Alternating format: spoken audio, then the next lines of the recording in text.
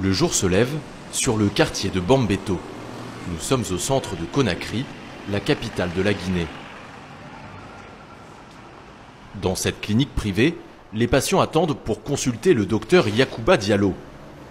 C'est maintenant au tour de cet homme, fiévreux depuis quelques jours. Et quelle est la partie de la tête qui me fait mal ou bien c'est la tête de tension? C'est ma tête qui me fait mal. Pour ce malade, la consultation ne va pas se dérouler comme d'habitude. Le médecin ne va pas l'ausculter avec son stéthoscope, mais avec cette étrange machine. Il s'agit en fait d'une borne médicale numérique capable d'examiner les patients. L'homme à côté du médecin, c'est Muntaga Keita, l'inventeur de l'appareil. S'il est là aujourd'hui, c'est pour expliquer au docteur Diallo son fonctionnement. C'est la première fois que la borne est testée dans une clinique. Nous avons là le battement cardiaque qui arrive. Là, par exemple, nous avons le taux de saturation en oxygène, comme vous savez. En quelques secondes, le pouls, le taux d'oxygène dans le sang et la température du patient s'affichent sur l'écran. Des données qui permettent aux médecins d'établir un premier diagnostic. Des données qui ne seront pas inscrites dans le carnet médical du patient, mais sur l'ordinateur, tout comme la prescription. Car avec cette machine, fini le papier, tout est digitalisé. On va révolutionner le monde médical en Afrique, mais aussi dans le monde. Révolutionner le quotidien des Guinéens, c'est le rêve de Muntaga Keita, âgé de 42 ans. Après avoir longtemps travaillé dans la banque aux États-Unis, il rentre au pays en 2013. En 2017, il crée Tulip Industries, une start-up spécialisée dans les technologies de pointe. Cette entreprise, il la finance sur fonds propres en injectant 2 milliards de francs CFA. Au début seul, il emploie aujourd'hui 35 personnes à temps plein. Une équipe entièrement dédiée à la création de ces bornes numériques interactives. Des bornes à destination de plusieurs secteurs, l'administratif, la banque, l'assurance, mais surtout la santé, son cheval de bataille.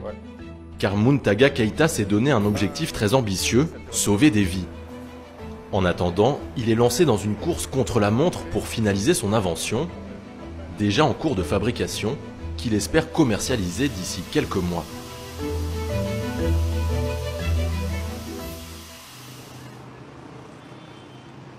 Retour à la clinique privée de Conakry. La consultation est terminée, c'est l'heure d'un premier bilan pour Muntaga Keita. L'inventeur veut mettre sa borne médicale sur le marché d'ici moins de 3 mois, alors les retours de ce professionnel de la santé sont très importants pour pouvoir perfectionner sa machine. Un professionnel convaincu par la démonstration. Ce que je vois là m'impressionne. Je pense que ça peut nous aider à avancer, ça peut nous aider beaucoup. Parce que nous sommes dans un pays où les ressources, les structures sanitaires sont très limitées. On n'a pas assez de moyens. Donc avoir une machine qui intègre toutes les données des patients ne peut qu'améliorer la qualité de la prise en charge en réduisant le risque d'erreur diagnostique. Le tensiomètre est en train d'être intégré à cette machine pour pouvoir avoir la pression artérielle du patient automatiquement sur cette borne. Nous sommes en train d'intégrer le stéthoscope digital. Lui, il sera sans fil, il sera Bluetooth. L'inventeur est aussi très fier de montrer aux médecins une autre de ses innovations, l'ordonnance sous forme de code QR, une sorte de code barre nouvelle génération. Contrairement à une ordonnance classique, seul le pharmacien est en mesure de pouvoir la déchiffrer. Bonjour. C'est mon ordonnance. Le code est scanné grâce à la caméra de son ordinateur et le médicament prescrit s'affiche sur l'écran.